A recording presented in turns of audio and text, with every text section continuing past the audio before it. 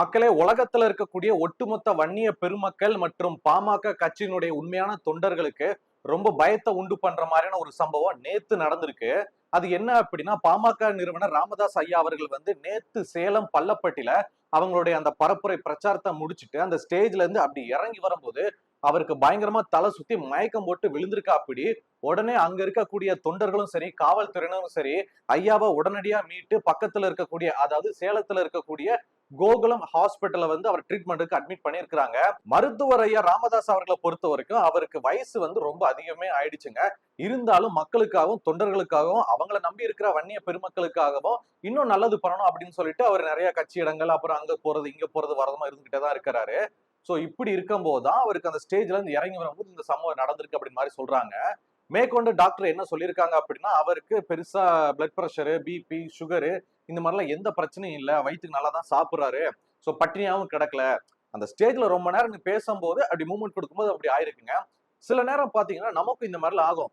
உட்காந்துக்கிட்டே இருப்போம், டிவி பார்த்துட்டே இருப்போம், இல்ல ஒரு விஷயத்த போக்கஸ் பண்ணிட்டே இருப்போம். அப்படி உட்காந்துருந்து அப்படி எந்திக்கும் போது பாத்தீங்கன்னா அப்படியே டக்குன்னு ஒரு மாதிரி கேர் ஆகும்.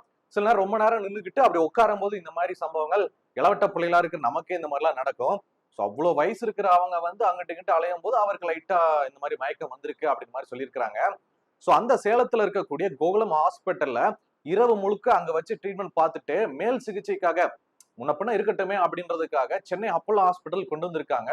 சோ இப்போ மருத்துவர் ஐயா அவர்கள் ராமதாஸ் அவர்கள் சென்னை அப்போலோ ஹாஸ்பிட்டல்ல ட்ரீட்மெண்ட் எடுத்துக்கிட்டு இருக்காங்க. ஏண்டா உங்களுக்கு வேற ஹாஸ்பிட்டலே கிடைக்கலடா சென்னையில அப்படின்ற மாதிரிதான் தொண்டர்களும் மக்களும் கேட்டுக்கிட்டு இருக்காங்க. ஏன் அப்படின்னா, இந்த அப்போலோ ஹாஸ்பிட்டல்ல ஒரு மிகப்பெரிய தலைவர்கள் அட்மிட் ஆகுறாங்க அப்படின்னாலே அங்க கண்டிப்பா ஏதோ ஒரு பஞ்சாயத்து போயிட்டு இருக்குங்க. ஏன்னா முதல்ல கருணாநிதி அவர்கள் உடல்நிலை சரியில்லாம ரொம்ப மோசமா இருக்கும் போது அப்போலோ ஹாஸ்பிட்டல் அட்மிட் பண்ணாங்க. அதுக்கப்புறம் தான் அவருக்கு என்ன நடந்துச்சுன்னு தெரியும். அண்ட் விஜயகாந்த் அவர்கள் அவங்களுக்கும் ரொம்ப உடம்பு சரியில்லாம போயிட்டு அப்போலோ ஹாஸ்பிட்டல் ட்ரீட்மெண்ட் கூட்டு போனாங்க. அடுத்ததா செல்வி ஜெயலலிதா அம்மையார். சோ அந்த அம்மாவும் உடம்பு சரியில்லாம மாடியில இருந்து கீழே விழுந்தாங்கன்னு சொல்லிட்டு ஹாஸ்பிட்டல் அட்மிட் பண்ணாங்க. அவங்களுக்கு ட்ரீட்மெண்ட் பார்த்துக்கிட்டு இருந்தாங்க. இட்லி எல்லாம் சாப்பிட்டாங்க, நல்லா இருக்கிறாங்க அப்படிங்கிற மாதிரிதான் சொன்னாங்க. ஆனா கடைசியில நான் சொன்ன இந்த எல்லா தலைவர்களுக்குமே எந்த மாதிரியான ஒரு நிலைமை ஏற்பட்டது, தமிழ்நாடு எப்படி ஸ்தம்பிச்சது, சோ அப்போலோவை எந்த அளவுக்கு கதிகலங்க வச்சாங்கன்னு நமக்கு நல்லாவே தெரியும். சோ அதே மாதிரிதான் மருத்துவர் ஐயா அவர்களை அப்போலோ ஹாஸ்பிட்டல் தான் அட்மிட் பண்ணிருக்காங்க. அதே டாக்டர்ஸ் என்ன சொல்றாங்கன்னா, அவர் நல்லா இருக்கிறாரு, நல்லா சாப்பிடுறாரு, ஆரோக்கியமா இருக்கிறாங்க அப்படின்னு சொல்லியிருக்காங்க. ராமதாஸ் அவர்கள் நல்லா இருக்கிறாங்க, ஆரோக்கியமா இருக்கிறாங்க அப்படின்னா நம்ம எல்லாருக்குமே சந்தோஷம் தான்.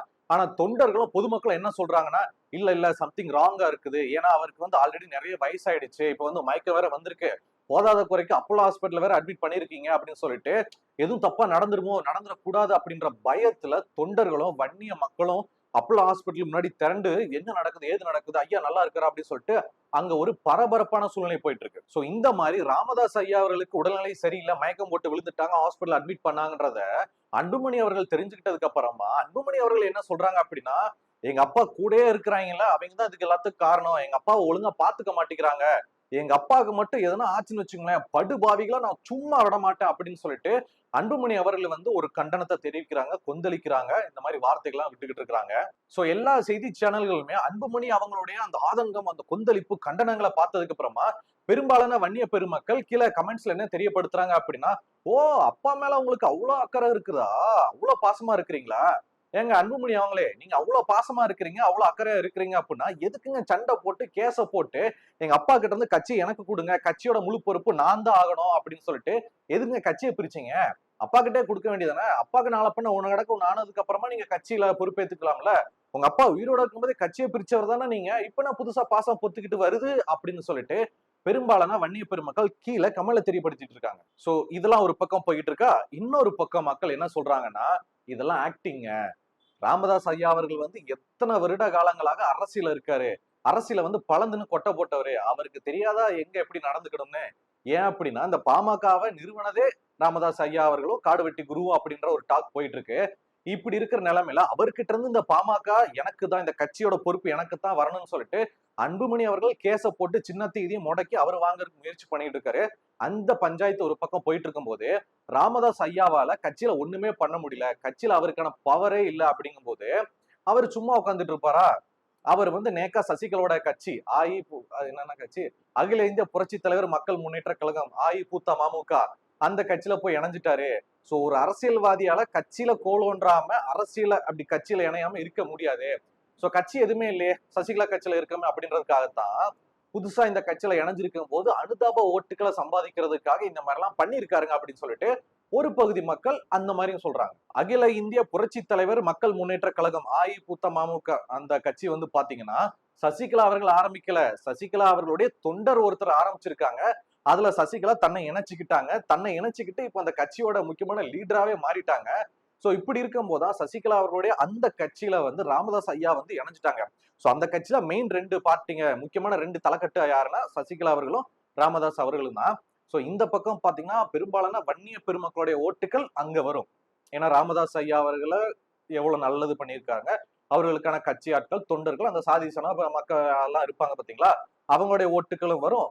அதே சமயத்துல தேவமார் பெருமக்கள் அவங்களுடைய ஓட்டுகளும் சசிகலா அவர்கள் மூலயமா இதுல வந்துரும் அப்படின்றதுக்காகவும் இந்த மாதிரி கூட்டணி பண்ணியிருக்கிறாங்க.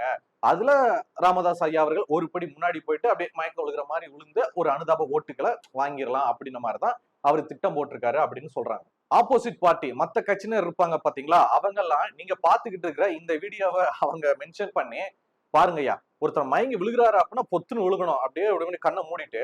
ஆனா இவர் மயக்கம் போட்ட மாதிரி தெரியலையே, அப்படியே கண்ணு அப்படி இப்படி திறந்தா இருக்கு, அவர் அப்படியே ஸ்டெடியா நின்று அப்படி இப்படி இப்படிதான் பண்ணிக்கிட்டு இருக்காரு, எல்லாம் ஓட்டுக்கா பண்ணிட்டு இருக்காருங்க, எல்லாம் ஆக்டிங்க, ராமதாஸ் ஐயா அவர்களுக்கு தெரியாத அரசியலா அப்படின்னு சொல்லிட்டு ஆப்போசிட்ல இருக்கிற மத்த கட்சியினர் அவங்க வந்து ஒரு குற்றச்சாட்டை முன்வைக்கிறாங்க, இப்படி எல்லாம் பண்றாங்க அப்படின்னு. எங்க அப்பாவுக்கு எதுனா ஒண்ணு ஆச்சுன்னா படுபாவிகளை சும்மா விட மாட்டேன் அப்படின்னு சொல்லிட்டு அப்பா பாசத்துல கொந்தளிக்கிற அன்புமணி அவர்கள் அதே கட்சியை வந்து எனக்கு வேணும் சொல்லிட்டு சண்டை போட்டு வாங்கினது நியாயமா இல்லையா அப்படின்ற உங்களுடைய கருத்துக்களையுமே, மேலும் ராமதாஸ் அவர்கள் வந்து இல்லங்க, அவர் வந்து அனுதாப ஓட்டுகளை வாங்க சும்மா ஆக்டிங் போறாரு, பாமக அவர் கையில இருந்த வரைக்கும் பிரச்சனை இல்ல, மக்கள் ஓட்டு போட்டாங்க, இப்ப பாமகவும் இல்ல, அவர் பதவியிலும் இல்ல, சசிகலா கூட கூட்டணியில வச்சுக்கிட்டாங்க, ஓட்டுகள் முன்ன பின்ன செதறும் அப்படிங்கும்போது இந்த மாதிரி மயக்கம் போட்டு விழுந்தாதான் ஐயோ பாவம் ராமதாஸ் ஐயா அவர்கள் நமக்கா இப்படிலாம் பண்றாரே, யார் கூட கூட்டணியில இருந்தாலும் ஓட்டு போடுவாங்க அப்படின்னு சொல்லிட்டு போடுவாங்கன்றதுக்காக தான் ராமதாஸ் அவர்கள் ஆக்டிங்க கொடுக்குறாங்க அப்படின்ட்டு மக்கள் சொல்றாங்களே, அது உண்மையா இல்லையா அப்படின்ற உங்களுடைய கருத்துக்கள், நீங்க என்ன சொல்ல விரும்புறீங்க அப்படின்றத பாலாவக என் கூட சேர்ந்து கீழே கமெண்ட்ல தெரியப்படுத்துங்க.